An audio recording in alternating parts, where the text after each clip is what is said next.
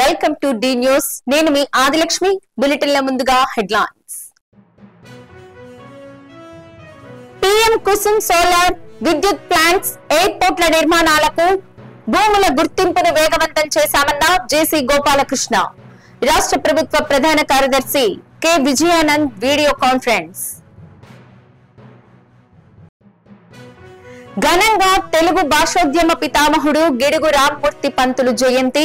తెలుగు తల్లి అన్నమయ్య శ్రీకృష్ణ దేవరాయల విగ్రహాలకు పూలమాలలు నీరాజనాలర్పించిన కవులు, రచయితలు, భాషాభిమానులు. వృద్ధురాలి హత్య కేసులో నిందితులను అరెస్ట్ చేసిన పోలీసులు. మీడియాకు వివరాలు వెల్లడించిన Singarayakonda CI Hazarathaiah. PM Kusum solar ప్లాంట్ల నిర్మాణానికి భూముల గుర్తింపును వేగవంతం చేశామని జాయింట్ కలెక్టర్ ఆర్ గోపాలకృష్ణ తెలిపారు. పీఎం కుసుమ్ సోలార్ విద్యుత్ ప్లాంట్స్ ఎయిర్పోర్ట్ల నిర్మాణాలకు భూముల గుర్తింపు, యూరియా లభ్యత, అపోహల తొలగింపు, పెన్షన్ల వెరిఫికేషన్, అర్హులకు కొనసాగింపు, భూగర్భ నీటి మట్టం పెంపు, జిల్లా జువైనల్ జస్టిస్ కమిటీల ఏర్పాటు తదితర అంశాలపై జిల్లాల వారీగా రాష్ట్ర ప్రభుత్వ ప్రధాన కార్యదర్శి కె విజయానంద్ వీడియో కాన్ఫరెన్స్ ద్వారా సమీక్ష నిర్వహించారు.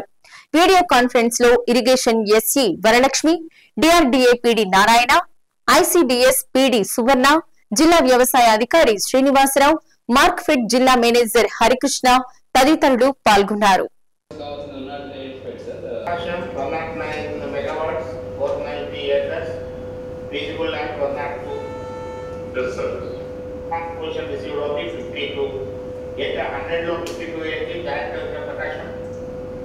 Sir, good evening, sir. Sir, 32.97 acres connection living travel, sir. We are waiting, sir. So I am continuously getting in touch with Kamlakar Garu and Pesi, sir. Sir, remaining 22.5 ki GGP land identified, sir. The Panchayat PR department across and Kanchi goes to Vichas. And remaining 12.25 acres, sir. The water body and sir, as suggested by CCLMM and you. We will send the proposal, sir. You put in the endowment, sir. That also will. Government land call, sir. We have conducted detailed survey, sir. 123 acres came government land, sir. Okay, then you do one thing. Remaining 390, next 1 week identify either assigned land or patta land. Lease will be 31,000 per year per acre, which can be the escalation is 3%, 5%. 5% every 2 years. గ్రాంధిక భాష పదబంధాలలో చిక్కుకున్న తెలుగు భాషను వాడుక భాషగా తీర్చిదిద్దిన వాడుక భాషోద్యమ పితామహుడు గిడుగు వెంకటరామమూర్తి పంతులు అని ప్రకాశం జిల్లా రచయితల సంఘం అధ్యక్షులు పొన్నూరు వెంకట శ్రీనివాసులు అన్నారు. గిడుగు వెంకటరామమూర్తి పంతులు జయంతి సందర్భంగా తెలుగు భాషా దినోత్సవాన్ని ప్రకాశం జిల్లా రచయితల సంఘం ఆధ్వర్యంలో నిర్వహించారు. రంగారాయుడు చెరువు వద్ద ఉన్న తెలుగు తల్లి అన్నమయ్య శ్రీకృష్ణ దేవరాయల విగ్రహాలకు పూలమాలలు వేసి నీరాజనాలు సమర్పించారు. పండితులకు మాత్రమే పరిమితమైన భాషను పామరుల చెంత చేర్చాలనే ఉద్దేశంతో భాషోద్యమానికి శ్రీకారం చుట్టి తెలుగును వాడుక భాషగా అమలు పరిచిన ధీశాలి గిడుగు పిడుగు అని అన్నారు. ఈ సందర్భంగా 3 విగ్రహాలు ఏర్పాటు చేసిన లలిత కళా అకాడమీ అధ్యక్షులు డాక్టర్ సంతవేలూరి కోటేశ్వరరావును సత్కరించారు. కార్యక్రమంలో రచయితల సంఘం ప్రధాన కార్యదర్శి ఎత్తపు కొండారెడ్డి, సభ్యులు కెఎస్వి ప్రసాద్, సయ్యద్ ఇస్మాయిల్, పింగళి పూర్ణచంద్రరావు, ఏనుగుల సురేష్, కత్తి రంగమన్నార్, రాజశేఖర్, కవులు, రచయితలు, భాషాభిమానులు బుచ్చేశ్వరరావు, కరవది సుబ్బారావు, ఓరుగంటి ప్రసాద్, బిఎస్ఎన్ఎల్ శ్రీనివాసరావు, మువ్వా నాగేశ్వరరావు, యోబు, కృష్ణప్రసాద్, ఆళ్ల భాస్కర్ రెడ్డి, ఆర్టీఓ ఆఫీస్ శ్రీను, గుర్రం కృష్ణ తదితరులు పాల్గొన్నారు.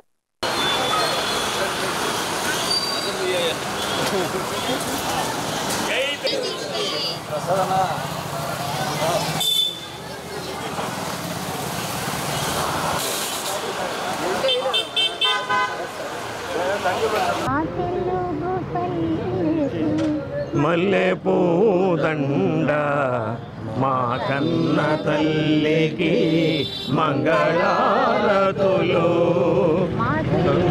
తల్లికి మల్లె పూదండ వనిత విలువ కన్న తల్లికి మంగళారతులు. ఆగస్టు 29వ తేదీ గిడుగు రామ్మూర్తి పంతులు గారి జయంతి సందర్భంగా తెలుగు భాషా దినోత్సవాన్ని మనం జరుపుకోవడం ఆనవాయితీగా వస్తున్నటువంటి సంప్రదాయం. మనం మార్చి 21వ తేదీ అంతర్జాతీయ మాతృభాషా దినోత్సవాన్ని జరుపుకుంటాం. అంటే ప్రపంచంలో ఉన్నటువంటి ఏ మాతృభాషలైనా ఆ మాతృభాషలకు సంబంధించినటువంటి చేసుకునేటటువంటి పండగ అది. ఈరోజు మాత్రం తెలుగు భాషకు సంబంధించి చేసుకునేటటువంటి పండగ ఇది.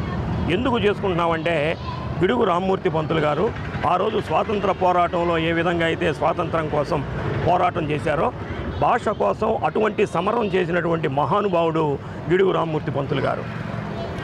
పండితులకు మాత్రమే పరిమితమైనటువంటి గ్రాంధిక భాష పదబంధాల్లో ఉన్నటువంటి తెలుగు భాషకి విముక్తిని కలిగించి వాడుక భాషని తెలుగు భాషను చేసినట్లయితే ఈ దేశంలో ఉన్నటువంటి అందరూ కూడా అన్ని జాతుల వారు అన్ని వర్గాల వారు అందరూ కూడా చదువుకునేదానికి అవకాశం ఉంటుందనే ఉద్దేశంతో వ్యవహారిక భాషా ఉద్యమానికి శ్రీకారం చుట్టినటువంటి ధీరోదాత్తమైనటువంటి వ్యక్తి గిడుగు రామ్మూర్తి పంతులు గారు. అందుకని ఈరోజు మనందరం ఈ దేశంలో నిరక్షరాస్యత శాతం తగ్గిపోయి అక్షరాస్యత శాతం పెరిగిందంటే దీనికి మూల పురుషుడు గిడుగు రామ్మూర్తి పంతులు గారు. అందుకని ఆయనకి కృతజ్ఞతగా ఈరోజు ప్రభుత్వం కూడా పురస్కారాలతోటి సత్కరించేటటువంటి కార్యక్రమాన్ని కూడా చేస్తుంది. తెలుగు మహనీయులు అయిన అన్నమాచార్యుల వారికి, శ్రీకృష్ణదేవరాయల వారికి, తెలుగు తల్లికి, త్యాగరాజస్వామి వారికి, వీరు తెలుగు భాషకు ప్రపంచంలోనే వన్నె తెచ్చిన మహనీయులు. ఏ దేశంలో ఉన్న ఈ కీర్తనలు పాడాల్సిందే తెలుగు భాష అభివృద్ధి చెందుతుందంటే ఇటువంటి మహనీయులు.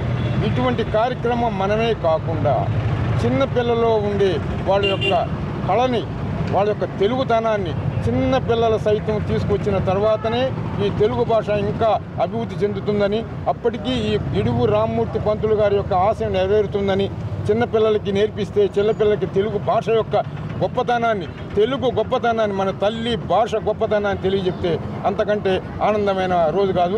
ఇది ప్రతిరోజు జరుపుకోవాల్సిన తెలుగు దినోత్సవం అంటూ సెలవు తీసుకుంటాను. ఒంగోలు పట్టణంలో వినాయక చవితి మహోత్సవాలు కన్నుల పండుగగా జరుగుతున్నాయి. ఉత్సవాల్లో భాగంగా నగరంలో అనేక ప్రాంతాల్లో గణనాథులు కొలువు తీరారు. Emanipalem, Gandhi road, Rajapanagal road, Konicheti bus stand ప్రాంతాల్లో కొలువు తీరిన గణనాథులు భక్తుల నుండి పూజలు అందుకుంటున్నారు. వాటితో పాటు హైదరాబాద్, మహారాష్ట్ర తరహా ప్రాంతాలకు చెందిన గణనాథుల ఆకృతులతో నగరంలో అనేక ప్రాంతాల్లో ఏర్పాటు చేసిన గణేష్ విగ్రహాలను వీక్షించేందుకు భక్తులు తరలివచ్చారు. విద్యుత్ దీపాలతో వెలుగొందుతున్న లంబోదరుణ్ణి వీక్షించిన భక్తులు ఆధ్యాత్మిక అనుభూతిని పొందారు. అందరూ కూడా చిన్నగా పైకి లేచి మీ దగ్గర ఉదరం పూజయామి ఏరంబాయ నమః కటం పూజయామి లంబోదరాయ నమః ఉదరమి అద అష్టోత్తర శతనామావళి పూజాం ప్రారంభః. ఓం విష్ణుప్రియాయ నమః, ఓం భక్త జీవనాయ నమః, ఓం ఐశ్వర్యకారక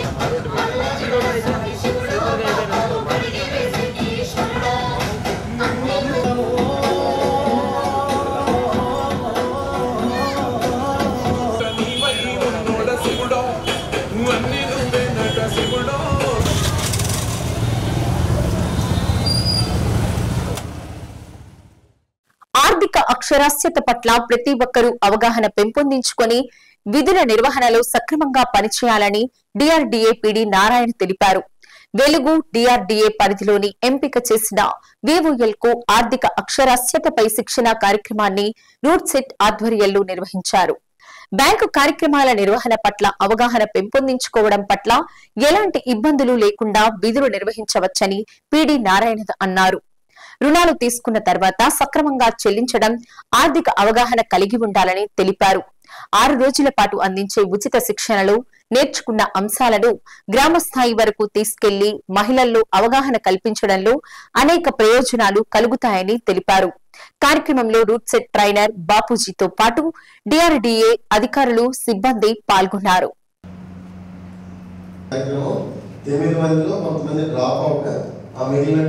రెసిడెన్షియల్ ట్రైనింగ్ రూట్ సెట్ అందరినీ కూడా మనం ఈ సంవత్సరం నెక్స్ట్ ఇయర్ కూడా ఉన్నటువంటి పూర్తి స్థాయిలో ఈ సంవత్సరం నెక్స్ట్ ఇయర్ కల్లా 100% చేయడం జరిగింది సార్. దీని సందర్భంగా వాళ్ళ కేటాయించబడినటువంటి group sir government financial literacy అంటే పూర్తిగా ఆర్థిక అక్షరాస్యత. మీరందరూ ఏంటంటే నాకు తెలిసి, ఎందుకంటే ఈ ట్రైనింగ్ లాస్ట్ ఇయర్ కూడా ఒక 3 బ్యాచ్లు ఇచ్చాము, అంతకు ముందు సంవత్సరం కూడా ఒక 3 బ్యాచ్లు ట్రైనింగ్ ఇచ్చాం. అంటే మీకన్నా సీనియర్స్ కొంతమంది VOL వచ్చి రూట్ సెట్లోనే 6 రోజుల నుండి పూర్తిగా నేర్చుకోవడం జరిగింది ఈ ట్రైనింగ్. అంటే దీని ఉద్దేశం ఏంటంటే, ఎక్కడి నుంచి మీరు బయటకు వెళ్ళిన తర్వాత ఫస్ట్ మీరు ఎడ్యుకేట్ అవ్వాలి. మీరు అందరూ లోన్స్ గురించి మాట్లాడతారు మీ సభ్యుల దగ్గర, మీరు మీటింగ్స్ పెడతారు కదా, గ్రామ సమాఖ్య ఇవన్నీ మీటింగ్స్ పెడతారు. మీటింగ్స్ పెట్టినప్పుడు వాళ్ళకి పూర్తిగా అవగాహన ఉండదు. ఒక్కొక్కసారి మా దగ్గర నుంచి ట్రైనింగ్ తీసుకోకముందు ఎలా ఉండేదో చెప్తున్నానమ్మా, వెళ్ళిన తర్వాత ఏంటంటే లోన్ ఎలా అప్లై చేయాలి, ఎంత ఇస్తారు, అది ఇదని కన్ఫ్యూజ్. ముద్రా లోన్ అంటే తెలీదు, PMEGP లోన్ అంటే తెలీదు, కార్పొరేషన్ లోన్ ఎలా తీసుకోవాలో తెలీదు, ఇవన్నీ డౌట్లు ఉన్నాయి. దాంతోపాటు ఏంటంటే ఆ లోన్స్ ఎలా తీసుకోవాలి, అక్కడి నుంచి ఏంటంటే మీకు కొంతమందికి అవగాహన ఉండొచ్చు. దాంతోపాటు ఏంటంటే పూర్తిగా అవగాహన అనేది ఆ 6 రోజులు ఆ లోన్స్ మీద. దాంతోపాటు ఏంటంటే మీకు కమ్యూనికేషన్ ఇక్కడ ట్రైనింగ్ తీసుకుంటారు. అదేవిధంగా మండలాలకు వెళ్ళి మీ విలేజెస్లో అందరికీ అవగాహన కూడా కల్పిస్తారు. దీని మీద ఖచ్చితంగా అవగాహన ఉండాలి. ఎందుకంటే ఒక చిన్న ఎగ్జాంపుల్ చెప్తాను. సో ఫైనాన్షియల్ లిటరసీ అంటే ఏంటంటే, మనం ఎటువంటి లోన్స్ అంటే లోన్స్ తీసుకోవాల్సిన అవసరం మనకు ఉందా లేదా, ఒకటే నిర్ణయం తీసుకునే అవకాశం కూడా ఈ అవగాహన వల్ల మీకు కలుగుతుంది. ఈ 6 రోజుల ట్రైనింగ్ వల్ల ఆ అవగాహన కూడా మీకు వస్తుంది. తర్వాత లోన్ తీసుకున్న తర్వాత మనం రీపేమెంట్ ప్రాపర్గా చేయకపోతే జరిగే నష్టాలు ఏంటి. సో మీకు తెలుసు ఆల్రెడీ ఒక 20 మండలాలు స్త్రీనిధికి సంబంధించి లోన్ ఇవ్వలేకపోతుంది. ప్రధానమైన కారణం ఏంటంటే, సో ఈ ఫైనాన్షియల్ లిటరసీ మీద ఆర్థిక అవగాహన లేకపోవడం వల్ల చాలా మంది రీపేమెంట్స్ చేయకపోవడం వల్ల ఎంటైర్ మండల్స్ లాగా. సో ఇట్లాంటి సమస్యలు జరగకుండా మీకు అవగాహన ఉంటే మీరు వెళ్ళి మండల్ లెవెల్లో, విలేజ్ లెవెల్లో సో వాళ్ళకు కూడా అవగాహన కల్పిస్తారు. దాని తర్వాత కొంత అవేర్నెస్ వస్తుంది అనేది మన ఉద్దేశం. సో ఎంత ప్రాధాన్యత అంటే, రీసెంట్గా మన CC ఒకరు చనిపోయారు. సో కనిగిరి మండలం. సో కనిగిరి మండలంలో CC ఒకరు చనిపోతే నేను ఆ రోజు అడిగాను, సో CC చనిపోయారు కదా, వాళ్ళకి చేయాల్సిన అమౌంట్స్ ఏదైతే ఉన్నాయో అవన్నీ చేద్దాం. సో ఎటువంటి అమౌంట్స్ లేవు సార్ అని అంటే నేను ఆశ్చర్యపోయాను. అమౌంట్స్ లేకపోవడం ఏంటి, బ్యాంకులో అకౌంట్ ఉంది కదా, బ్యాంకులో అకౌంట్ ఉంటేనే కొన్ని అమౌంట్స్ వచ్చే పరిస్థితి ఉంది. లేదు సార్, లేదు.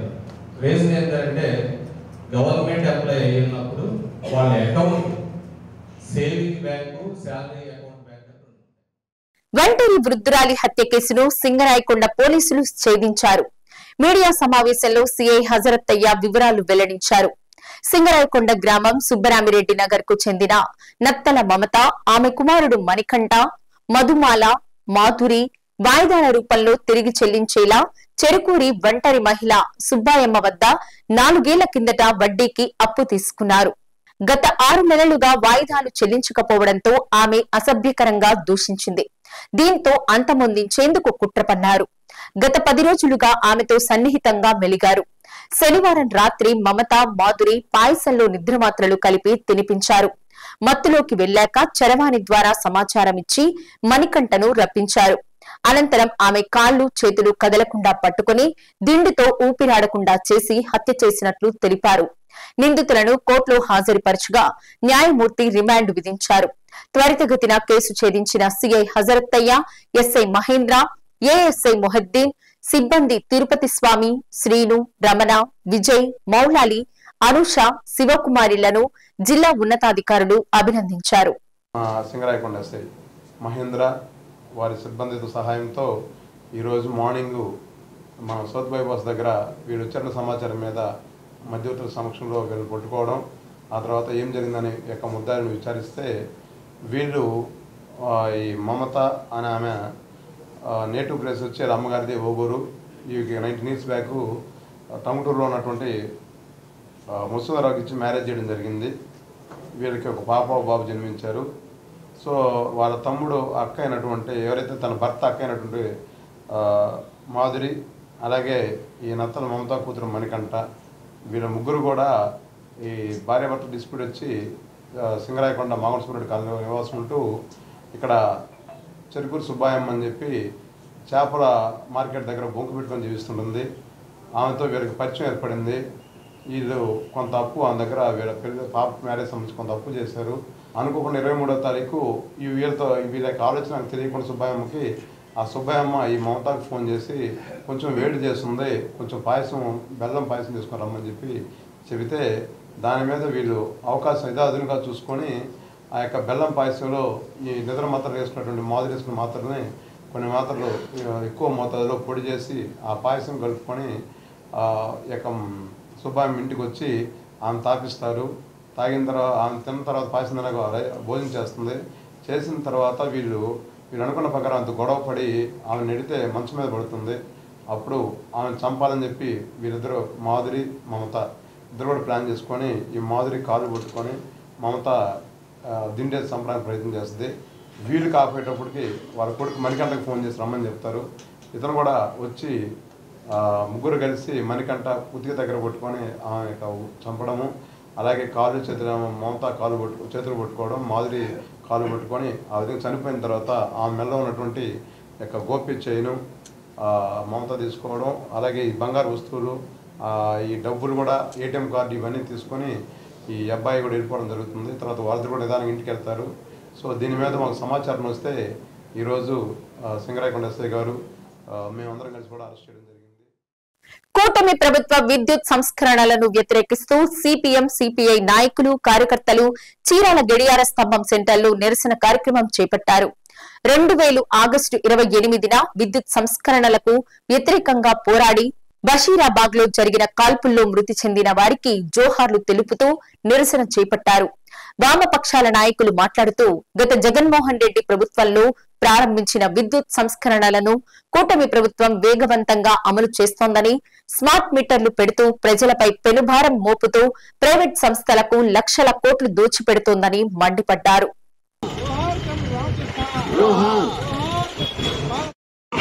జోహార్ కామ్రేడ్ బాలస్వామి, జోహార్ కామ్రేడ్ బాలస్వామి, జోహార్ కామ్రేడ్ రామకృష్ణ, జోహార్ కామ్రేడ్ రామకృష్ణ, జోహార్ కామ్రేడ్. మీ త్యాగాలను వృధా కానివ్వబోము. మీరు చూపిన సమస్యల పోరాట బాటలో రాష్ట్రంలో ప్రస్తుతం ప్రభుత్వం కొనసాగిస్తున్న వీరులారా, ఉమ్మడి రాష్ట్రంలో ప్రపంచ బ్యాంక్ ఆదేశిత ప్రభుత్వ విధానాలకు వ్యతిరేకంగా ప్రపంచ బ్యాంకు సంస్కరణలు ఆంధ్ర రాష్ట్రం అమలు చేసిన సందర్భంలో విద్యుత్ ఛార్జీలు పెంచాడు. ఆ విద్యుత్ ఛార్జీలు 36% పెంచింది. దానికి వ్యతిరేకంగా రాష్ట్ర వ్యాప్తంగా ప్రజలు 9 వామపక్ష పార్టీలు, ఆనాడు ప్రతిపక్షంలో కాంగ్రెస్ పార్టీ అందరూ కలిసి పెద్ద ఎత్తున ఉద్యమించారు. చివరిగా ఆగస్టు 28వ తేదీన చలో హైదరాబాద్ నిర్వహించారు. ఆ సందర్భంగా పోలీసులు రాష్ట్ర ప్రభుత్వం పోలీసులు ఉపయోగించేసి నిర్బంధం ప్రయోగించాలనే పేరుతోటి బాష్పాయులతోటి ఉద్యమాలు చెదరగొట్టే ప్రయత్నం చేసింది. ఆ బుల్లెట్ల వర్షం కురిపించింది. ఆ బుల్లెట్ల వర్షంలో 3 అమరులయ్యారు. కామ్రేడ్ బాలస్వామి, రామకృష్ణ, విష్ణువర్ధన్ అనే 3 కామ్రేడ్స్ ఆ ఉద్యమంలో అమరులయ్యారు. నాగులుప్పలపాడు మండలం ఉప్పుగుండూరు ప్రభుత్వ ఉన్నత పాఠశాలలో 2025లో 10వ తరగతి పరీక్షల్లో ప్రతిభ చూపిన విద్యార్థులకు వాసవి క్లబ్ సరస్వతి పథకం కింద ప్రోత్సాహక బహుమతులు అందజేశారు. ప్రభుత్వ స్కూళ్లలో చదువుతున్న విద్యార్థులను అభివృద్ధి దిశలో నడిపించేందుకు ప్రోత్సాహక బహుమతులు అందజేస్తున్నామని వైస్ ప్రెసిడెంట్ కొనిచేటి వెంకట సురేష్ అన్నారు. కార్యక్రమంలో vice governor Amara Venu, coordinator Rajesh, సామాజిక సేవా కార్యకర్త Telagathoti Samuel master, Vasavi club ప్రతినిధులు పాల్గొన్నారు.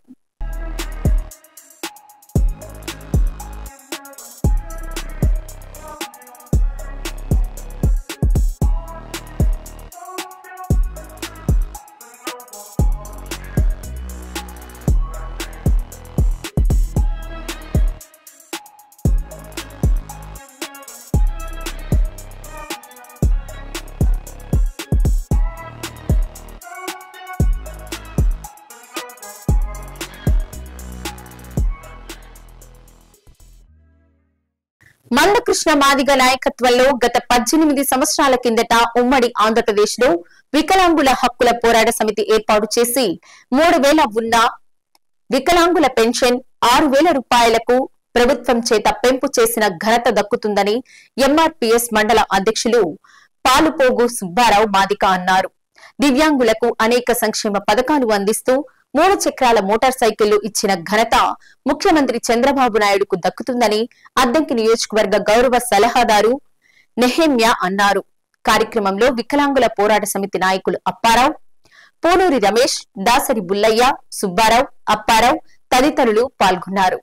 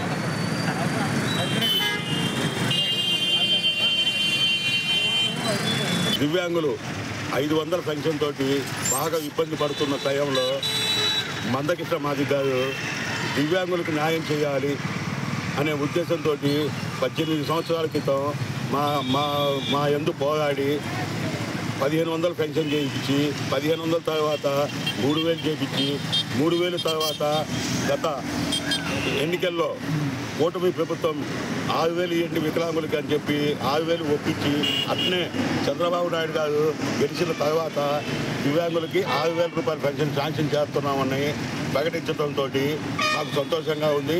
అట్నే ఈ 18 సంవత్సరాలు మాతోటి అండగా ఉండి నరేంద్ర గారు అయితేనేమి, ఇంకొక మందకృష్ణ మాదిగ గారు అయితేనేమి మా టౌన్లోకి వచ్చేసి మాకు నరేంద్ర గారు ఈ 18 సంవత్సరాలకు 6,000 పెన్షన్ ఇప్పించాడు. వాళ్ళు ఎంతైనా మరి అన్నకి రుణపడి ఉన్నారు. ఇంకా కొన్ని పథకాలు ఉన్నాయి, వాళ్ళకి కావాల్సినవి అవన్నీ కూడా చేయించుకోవడానికి వాళ్ళ కూడా పోరాడాలి, అన్నతో పోరాడాలి, అన్నతో చేయగలపాలి. అన్నతో ఉత్సాహంగా ఉంటే అన్న కూడా ఎంత దూరం అయినా పోతాడు, అవి పోయి వాళ్ళ సాధనలు వాళ్ళకి చేస్తాడు. అదేవిధంగా ఎంఆర్పీఎస్ పోరాటం 30 సంవత్సరాల పోరాటంలో కూడా మరి రిజర్వేషన్ పోరాటంలో మరి తీసుకొచ్చి రిజర్వేషన్ చేసి అన్ని వర్గాలకి అన్ని జాతులకి మరి బిఆర్ అంబేద్కర్ ఆశాభావంతో ఆయన నడుస్తూ ఆ యొక్క మనలందరినీ కూడా కృషి చేస్తూ మరి అట్ల వర్గాల 15 వర్గాలతో దళితులతో మనం మరి అనేక రకాల ఇబ్బందులు పడుతూ ఉన్నప్పటికైనా కానీ ఆయన ముందుకు పోతూ అన్నదానాలతో మనం ముందుకు పోవాలని, అందరూ ఆశీస్సులు కోరాలని, ఆయన అందరితో ఉంటాడు, ఆయనతో మనం అందరూ ఉండాలని. బులెటిన్ ముగించే ముందు హెడ్లైన్స్. పీఎం కుసుమ్ సోలార్ విద్యుత్ ప్లాంట్స్, ఎయిర్పోర్ట్ల నిర్మాణాలకు భూముల గుర్తింపును వేగవంతం చేశామన్న జేసీ గోపాలకృష్ణ. రాష్ట్ర ప్రభుత్వ ప్రధాన కార్యదర్శి కె విజయానంద్ వీడియో కాన్ఫరెన్స్. ఘనంగా తెలుగు భాషోద్యమ పితామహుడు గిడుగు రామ్మూర్తి పంతులు జయంతి. తెలుగు తల్లి అన్నమయ్య, శ్రీకృష్ణ దేవరాయల విగ్రహాలకు పూలమాలలు, నీరాజనాలర్పించిన కవులు, రచయితలు, భాషాభిమానులు. వృద్ధురాలి హత్య కేసులో నిందితులను అరెస్ట్ చేసిన పోలీసులు. మీడియాకు వివరాలు వెల్లడించిన సింగరాయకొండ సీఐ హజరత్ అయ్య. డి న్యూస్ లో నేటి మాట. జ్ఞానంతో చెప్పేవాడి మాట వినకపోయినా పర్వాలేదు, కానీ అనుభవంతో చెప్పేవాడి మాట ఖచ్చితంగా వినాలి.